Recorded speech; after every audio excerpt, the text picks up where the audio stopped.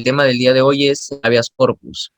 Y como bien había mencionado ella, es un proceso constitucional recogido en el artículo 200, inciso 1 de nuestra Constitución, y que también es desarrollado largamente por nuestro nuevo Código Procesal Constitucional, tan criticado que incluso en materia de un proceso de inconstitucionalidad.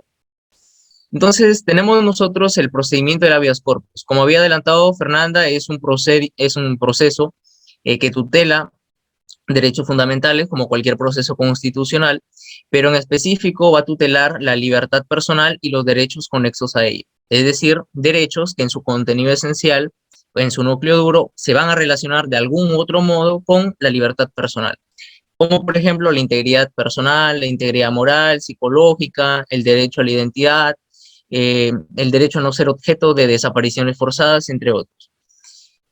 Tenemos que el trámite en el caso de una detención arbitraria es particular, porque se dan marcadas características, como por ejemplo que el juez resuelve de inmediato, porque en el caso de una detención arbitraria tú tienes a un sujeto que está dentro de una cárcel, que está ilegalmente privado de su libertad y que el juez debe obligatoriamente resolver en ese acto.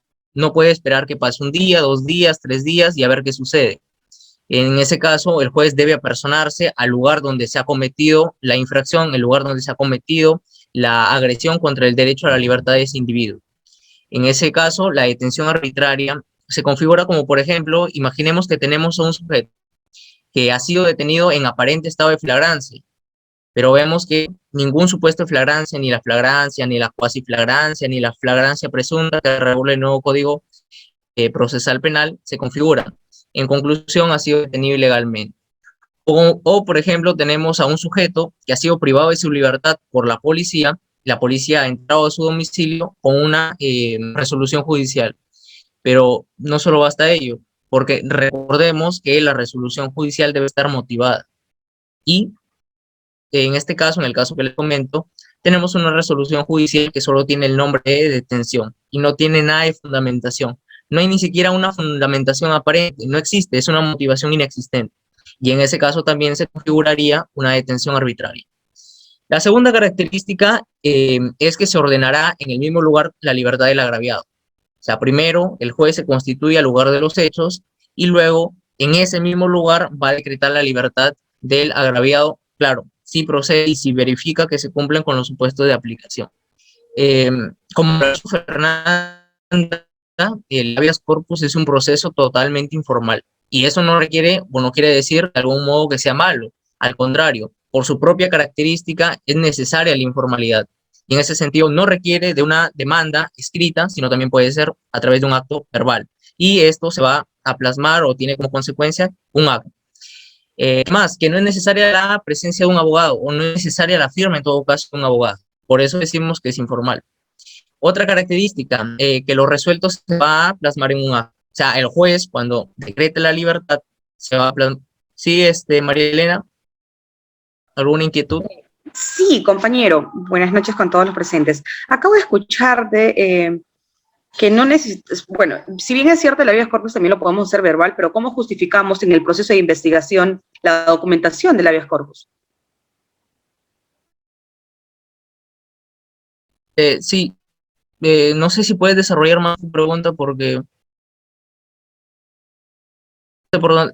entiendo que va por el lado de que debe ser necesaria la presencia del abogado, no sé si me equivoco. No. Acabo de escuchar, si bien es cierto el habeas corpus también lo puedes solicitar de manera verbal, lo dices. Sí, lo he escuchado.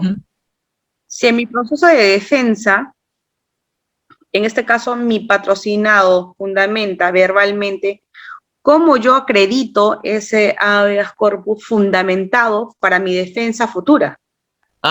Bueno, como te comentaba, puede ser escrito, sí, lo óptimo si se quiere decir así, porque vas a tener una mayor carga argumentativa en tu escrito, se entiende que va a estar compuesto por fundamentos de hecho, de derecho, y vas a citar como conocedora del derecho la Convención Interamericana, Pacto Internacional de Derechos Civiles y Políticos y toda norma internacional que conozcas.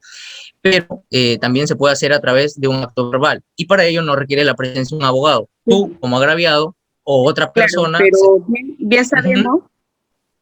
Pero bien sabemos que una persona, un detenido, muchas veces podemos verificar que el 90% desconoce de la norma. Uno, se sugiere, se puede hacer verbalmente, digo Sí, yo, sí.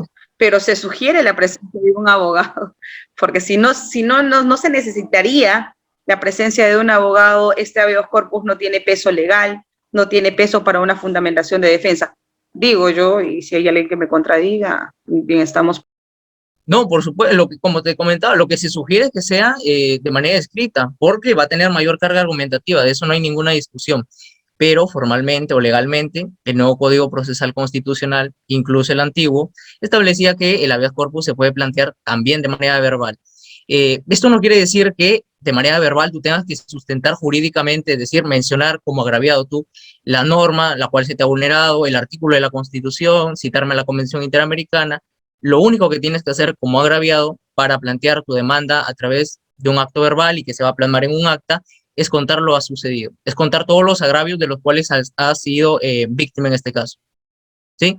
Y el encargado ya de verificar si se ha cometido o no, verificar la calificación jurídica, va a ser el juez. O sea, en ese sentido, tú como agraviado, solo vas a tener que narrar los hechos de los cuales has sido víctima, sobre lo que ha sucedido. Pero repito, la sugerencia es que siempre sea escrito y cuentes con un abogado. ¿Qué más? A ver, sigamos. La cuarta característica es que se prescinde de la notificación al agresor. Porque claro, tú no vas a esperar a que el agresor conteste. O sea, tú vas a prescindir en este caso, en los casos de detención arbitraria, de la notificación al agresor. Como dato importante tenemos que el calificativo de arbitrario es sinónimo de irregular, abusivo o contrario a derecho. Y en esos casos se da cuando no se cumple un supuesto de flagrancia o cuando la resolución no sea debidamente motivada o prácticamente no existe una resolución en sí. Trámite para otros casos distintos, o sea, distintos de la detención arbitraria y de las desapariciones forzadas, ya veremos más adelante. Primera característica, el juez resuelve en el término de un día natural. O sea, tiene un día natural para resolver. Se diferencia de detención arbitraria, porque en el de detención arbitraria el juez resuelve de inmediato. Aquí no, aquí tiene un día natural. En la segunda característica tenemos que las circunstancias lo requieren, el juez dentro de 3 días, 32 horas, de admitir la demanda, fija fecha para audiencia única. Ojo, solo si las circunstancias lo requieren, se prescinde de esta audiencia única para dar paso a directamente resolver por parte del juez constitucional. La tercera característica es que si el juez se ha formado un juicio, es decir, ha llegado a una conclusión, pronuncia sentencia en el acta o, caso contrario, lo hará en el plazo de 3 días calendario. Aquí es el trámite para el caso de desapariciones forzadas, que es un caso sumamente interesante. Es tan interesante que a nivel internacional ya se han tocado temas y a nivel nacional nuestro Tribunal Constitucional también se ha pronunciado sobre esta materia. De hecho, si quieren abordar un poquito más sobre el tema de desapariciones forzadas, les recomiendo leer la sentencia del Tribunal Constitucional, caso Gerardo Villegas Namuche. En este caso, de hecho, se reconoció un derecho no enumerado, un derecho llamado implícito, que es el derecho a la verdad. Está ligado directamente con el de desapariciones forzadas porque, vamos, en este caso el Tribunal Constitucional dijo, oye, el derecho a la verdad está compuesto por 2 dimensiones, el derecho, el ámbito subjetivo y el ámbito objetivo. El ámbito subjetivo está relacionado con el tema de que los familiares, las personas, las víctimas de estos casos tienen que tener o tienen el derecho a conocer qué ha sucedido con los agraviados, es decir, con las personas que han sido víctimas de una desaparición forzada, dónde se encuentran los restos, el cadáver, de qué manera murió. Y en la dimensión objetiva es el derecho general que tenemos todos a conocer qué sucedió con estas personas, cuál ha sido el procedimiento que se ha seguido. Es tan importante este tema que incluso durante los años de la década del 80 y 90 se formó una comisión de la verdad y la reconciliación para saber cuántas personas habían sido víctimas de este delito. Como les comentaba, el tema de desapariciones forzadas es un tema sumamente amplio y demasiado enriquecedor. Para las personas que quieran abordarlo, se recomienda leer la sentencia del Tribunal Constitucional del caso Villegas Namuche. Es tan importante que incluso es considerado un crimen internacional por la Corte Interamericana de Derechos Humanos y tiene relevancia penal porque se reconoce o se tipifica en el artículo 320 del Código Penal. Para que se configure un supuesto de desaparición forzada, tiene casi los mismos requisitos que un secuestro. ¿Cuál es la principal diferencia con un secuestro? Que la desaparición forzada tiene que ser llevada a cabo por un agente del Estado o en su defecto por una persona particular, sí, pero con la aquiescencia o con el consentimiento de esa autoridad, ¿sí? Otra característica y que se diferencia con el secuestro es que en el tema de desaparición forzada tenemos una autoridad que niega a dar información sobre el paradero de la víctima o sobre los motivos de su intervención o de su privación de la libertad. O sea, tenemos una persona que si recurrimos y le preguntamos, oye, ¿qué ha pasado con este sujeto? ¿Por qué está detenido? La policía o el agente, en este caso competente, le va a tener que decir, para que se configure una desaparición forzada, yo no sé nada. No sé dónde está, no sé cuál ha sido el motivo de la intervención. De hecho, ni siquiera está aquí. No está en esta dependencia policial, cuando en realidad sí está o lo tienen en otro lugar a escondidas. Solo en esos casos configurará desapariciones forzadas. Ahora, las características de este procedimiento, primero, es que el juez adoptará todas las medidas necesarias que conduzcan a su hallazgo, el hallazgo de la persona víctima de esta desaparición forzada. Cuando la autoridad, funcionario o persona demandada no proporcionen elementos de juicio satisfactorios sobre su paradero o destino. La segunda característica es que el juez hará aviso de la demanda de habeas corpus al Ministerio Público para que realice las investigaciones correspondientes. ¿Por qué? Porque ya les había comentado que la desaparición forzada también es un delito tipificado en el artículo 320 del Código Penal. Por eso la necesidad de darle aviso a la autoridad, al Ministerio Público, quien es el defensor de la legalidad, titular del acto penal o como lo queramos conocer, porque él va a tener que abrir diligencias preliminares, indagar a ver si se ha constituido o no este tipo penal y en su caso formalizar y llevarlo a juicio y posteriormente condenarlo si ese fuera el caso. La tercera característica es que se solicita a la autoridad superior del presunto agresor, es decir, al policía o miembro de las Fuerzas Armadas, informe dentro del plazo de 24 horas si es cierto o no la vulneración de la libertad y proporcione en todo caso el nombre de la autoridad que lo hubiera ordenado o ejecutado. Es decir, lo que le damos aquí al miembro de la policía o al miembro de las Fuerzas Armadas es un plazo para que diga, oye, ¿dónde está el sujeto? O cuál ha sido el motivo de la intervención, por qué lo tienen detenido y no sabemos dónde. Porque con la desaparición forzada, queramos o no, estamos afectando una serie de derechos fundamentales de esa víctima. El derecho a la defensa, ¿sí? El derecho al debido proceso, etcétera, etcétera. Y le damos un plazo también para que pueda decirnos qué autoridad le ha ordenado que esa persona sea objeto de una desaparición forzada.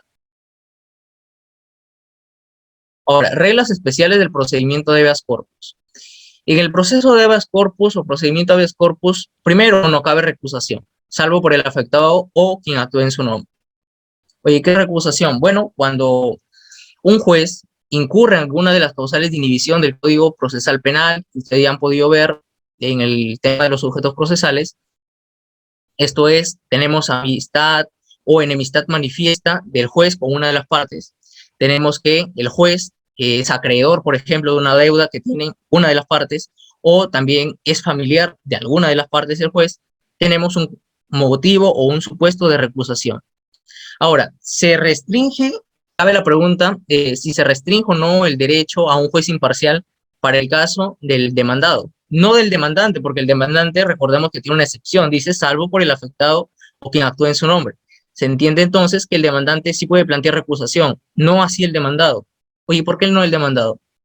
Porque se entiende, o ya se ha tenido la experiencia, de que el demandado, la mayoría de veces que reclama una recusación en contra de un juez determinado, es para dilatar el tiempo, ¿sí? Es para hacer el proceso de habeas corpus mucho más lento.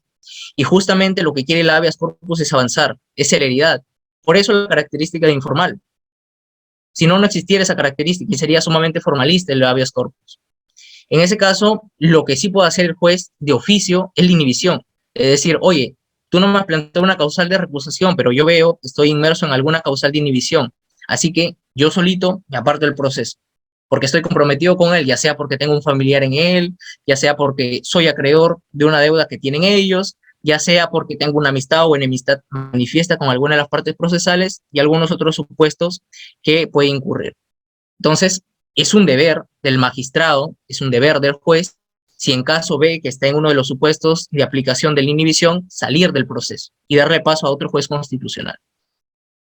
La segunda característica o regla especial es que no caben excusas de los jueces ni de los secretarios. ¿Para qué? Para tramitar un habeas corpus. Si no puede decir, oye, ahorita tengo mucha carga procesal, no puedo tramitar ese habeas corpus, no puedo resolver. Eso no puede pasar. Tiene que dar sumamente prescindencia o relevancia al habeas corpus. Tiene que darle mayor importancia. Si tiene procesos de amparo por ahí, hay que dejarlos un momentito en stop y centrarnos en el habeas corpus, que es un proceso que va a resolver sobre el derecho fundamental a la libertad personal o algún otro derecho conexo, que tiene mayor relevancia constitucional, o al menos así lo ha entendido nuestro legislador. La tercera regla especial es que los jueces deberán habilitar día y hora para la realización de las actuaciones procesales. Y en ese sentido va relacionado con la segunda regla, que no puede esperar y tiene que hacerlo de manera célere, de manera rápida. Tiene que habilitar un día y hora. No interviene el Ministerio Público. Esa es la regla especial número 4. También importante porque con una ley que teníamos de habeas corpus, antes del antiguo habeas corpus, antes del antiguo Código Procesal Constitucional, e incluso con el antiguo, se tenía que la intervención del Ministerio Público debía ser obligatoria. Sí, tenía que obligatoriamente el Ministerio Público participar en un proceso de habeas corpus. Y ustedes se preguntarán, oye, ¿qué hace un Ministerio Público? ¿Qué hace un fiscal ahí en el proceso de habeas corpus? Bueno, no hacía nada, por eso lo sacamos. Lo único que hacía era emitir un dictamen fiscal que no era otra cosa que una opinión sobre lo que él o lo que a él le parecía en este caso en concreto. Por ejemplo, teníamos a Pepito que había sido víctima de una detención arbitraria porque no se había constituido ningún supuesto de flagrancia. Y encima ya tenía más de 48 horas detenido, sin que lo suelten, por un caso común, que pasar las 48 horas se tenía que soltar esa persona. No es un caso de tráfico ilícito de drogas donde puede estar hasta 15 días. Era un caso de 48 horas. Y sucede que la policía no lo soltaba. Y encima sí había sido víctima de una detención ilegal porque no había incurrido en alguna de las causales de flagrancia. El Ministerio Público, ¿qué dice? Oye, sí, me parece que ha sido víctima de una detención ilegal. Yo recomiendo, en mi leal saber, en mi leal entender, que lo suelte. O sea, con eso no hacíamos nada. Encima que retrasaba el proceso porque teníamos que esperar a que el Ministerio Público se pronuncie y diga si está conforme o no está de acuerdo, si cree que se ha afectado o no un derecho constitucional que protege el habeas corpus. Muchas veces era descartado y incluso era ineficiente el dictamen fiscal porque no contenía argumentos sólidos. Lo único que tenía era una conclusión vaga que no tenía fundamentación. Por eso la razón de la exclusión del Ministerio Público en este proceso de habeas corpus. La quinta regla especial es que se pueden presentar documentos que apreciará el juez, que obligatoriamente, y esto, ojo, deben ser de actuación inmediata. O sea, deben presentarse medios probatorios en todos los procesos constitucionales, siempre y cuando sean de actuación inmediata.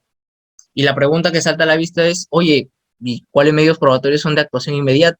Los documentos. Por regla general, los documentos son medios probatorios de actuación inmediata. ¿Y quiénes conforman los documentos? Fotos, grabaciones, ¿sí? Esos dos.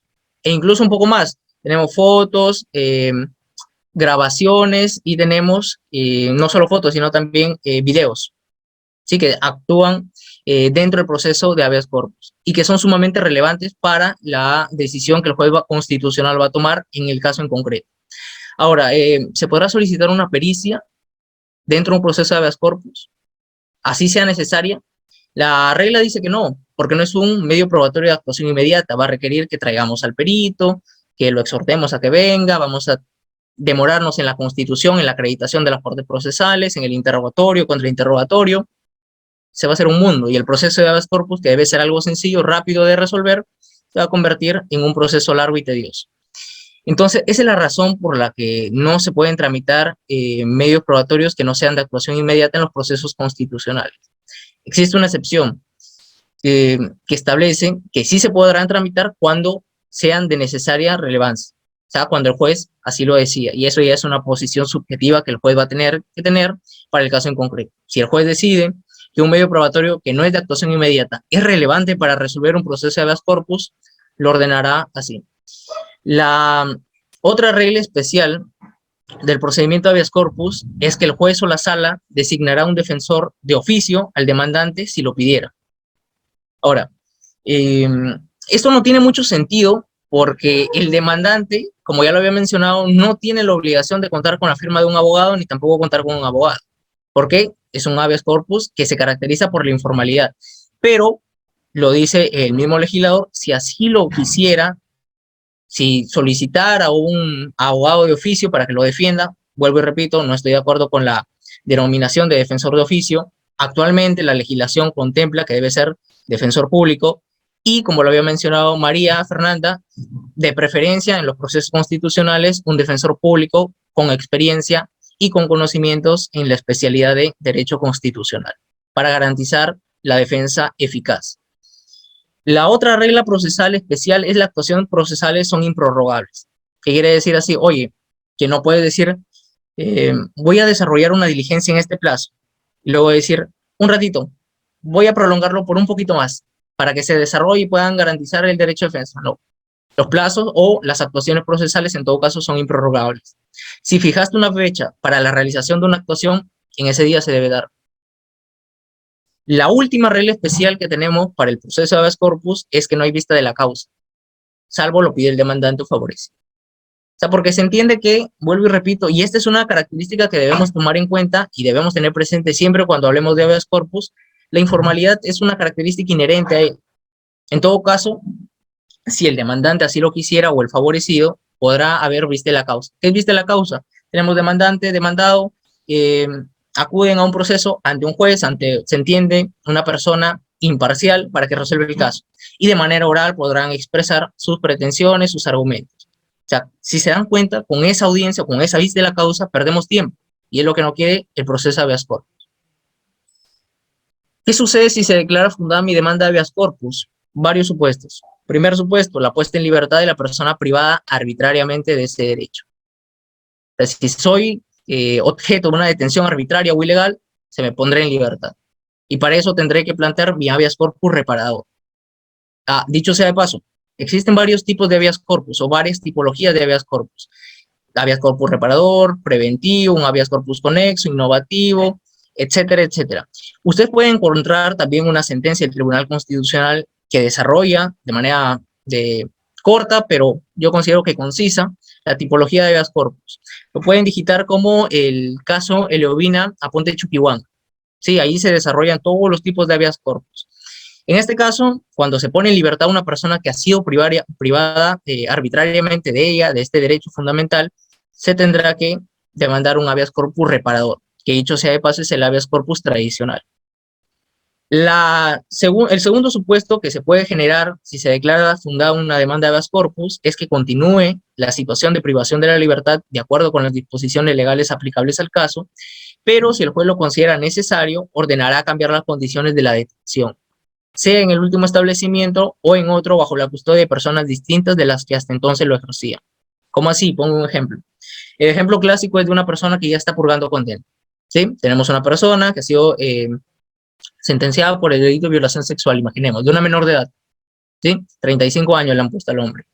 Pero en el recinto o en el centro carcelario o en el centro penitenciario en el cual está purgando condena, a esta persona diariamente se le maltrata. O sea, diariamente es objeto de maltrato físico, verbal, psicológico, moral, como todos los daños que ustedes se puedan imaginar. Y encima, los policías que se supone lo deben resguardar y deben proteger, también lo patean, también lo golpean. Y encima no le dan comida, porque es un violador. Entonces, frente a ello, ¿qué se puede hacer? Planteo mi habeas corpus. Ya no reparador, va a tener otra nomenclatura, pero va a tener el mismo efecto. Va a tener similar efecto, no el mismo. Va a ser un habeas corpus, en todo caso, correctivo, porque va a corregir una situación de vulneración en mi recinto carcelario o en mi centro penitenciario. Lo mismo puede suceder no necesariamente en el caso de que una persona haya sido sentenciada o condenada, sino en una persona de los tan conocidos casos, prisiones preventivas. Porque se les trata igual, ojo, no significa que tenemos una cárcel de oro para las personas que son objeto de prisión preventiva. También se les trata de similar manera. Yo considero que eso debe ser materia de reforma, pero eso ya es otro tema aparte. Si también es objeto de lo mismo supuesto que ya he comentado, también debe demandar habeas corpus para lograr su protección y que estos hechos o estas agresiones cesen. El tercer supuesto o la tercera regla es que la persona privada de libertad sea puesta inmediatamente a disposición del juez competente. Si la agresión se produjo por haber transcurrido el plazo legalmente establecido para su detención o que cese el agravio producido. Ahora, respecto de esta situación, ¿sí? Se tiene claramente definido la afectación al derecho al plazo razonable o el plazo legalmente establecido, perdón. Porque tenemos una persona que, como ya les comentaba en un ejemplo anterior, que ha sido detenida, imaginemos, en flagrancia, por un delito común, robo. La Constitución, vía reforma constitucional, ha establecido que una persona puede ser víctima de detención o materia de detención por un plazo de 48 horas, 2 días como máximo. O sea, esto no significa que necesariamente todas las detenciones tengan que durar 48 horas, perdón, sino que se tendrá que evaluar caso por caso y si son necesarias las 48 horas, pues se tendrán que dar. Pero si son necesarias 24, 3 horas, 4 horas, para garantizar las actuaciones inmediatas que se deban realizar, pues se dan ese tiempo. Pero por regla y por conocimiento general sabemos que la policía no entiende razones y por regla general les da 48 horas. Sea que en 24 se pueda actuar o no las disposiciones necesarias, 48 horas para ellos es la ley, es la regla general. Pero ¿qué sucede cuando ya se pasó las 48 horas? Ya ese sujeto que debía ser privado de su libertad por 48 ya está siendo privado de su libertad por 72. O sea, ya pasaron 3 días, 4 días, 5 días, una semana y no sale el sujeto. Ahí tendríamos que plantear también un habeas corpus para lograr como efecto, como consecuencia jurídica, su inmediata libertad. Y, en todo caso, que se inicien las disposiciones que se deban realizar. Por ejemplo, que el Ministerio Público inicie diligencias preliminares, formalice, y si lo considera así, solicite una prisión preventiva, comparecencia con restricciones, o lo que él considere necesario para garantizar el normal desarrollo del proceso penal. El último supuesto es que cese el agravio producido disponiendo las medidas necesarias para evitar que el acto vuelva a repetirse. Y aquí hablamos de otro habeas corpus o de otro tipo de habeas corpus, que es el habeas corpus, si mal no recuerdo, innovativo. El habeas corpus innovativo lo que va a hacer es evitar que una situación que ha generado agravio se vuelva a repetir. Porque puede suceder que, imaginemos, una persona es víctima de detención arbitraria por 72 horas, se pasó el plazo de 48 horas. El abogado recién toma conocimiento y dice, oye, voy a plantear mi habeas corpus porque la policía no me hace caso. Ya le he dicho que el plazo máximo es 48, pero ellos creen que son 15 días. Ya, planteas tu habeas corpus, vas al juez constitucional. Cuando el juez constitucional, como ya les había mencionado, se tiene que apersonar a esa dependencia policial y verificar si ha habido afectación o no, verifica que ya no hay nadie en el centro carcelario, ya no hay nadie detenido, ya lo han soltado justo antes de que venga el juez. ¿Qué hacemos ahí? Lo que se tiene que hacer es cambiar la tipología de habeas corpus reparador a habeas corpus innovativo. Y lo que vamos a pedir como abogados ya no va a ser que liberen a mi defendido, porque ya lo han liberado antes de que venga el juez, sino que solicitarle al juez que tome las medidas necesarias para que supuestos similares a los de mi defendido no se vuelvan a repetir en un futuro, para evitar que casos de afectación al derecho fundamental, a la libertad de locomoción o la libertad de tránsito, como lo queramos denominar, no se vuelva a repetir. Porque hemos demostrado que en esa dependencia policial ha habido una afectación a los derechos de un ciudadano. Y lo que quiere el habeas corpus innovativo es evitar que esas situaciones se repitan nuevamente. Ahora, pueden haber más supuestos, como por ejemplo que te bloqueen, tú vives en una urbanización y han puesto unas rejas que no permiten el ingreso a nadie hasta una determinada hora. Tú lo que tienes que hacer también es plantear habeas corpus y demostrar que no se han tomado las medidas necesarias para la colocación de esas rejas y que se restringe indebidamente también la libertad de tránsito. No en la medida de una detención, pero sí afecta igualmente la libertad de locomoción y la libertad o el libre desarrollo de la personalidad. Entonces, es importante también demostrar y verificar, por eso yo les comentaba, que ustedes puedan revisar esta sentencia Eliovina Ponte Chuquihuanca, que nos desarrolla brevemente, pero de manera efectiva, la tipología de habeas corpus. Finalmente, eso ha sido todo con mi exposición. Si tuvieran alguna pregunta, la verdad...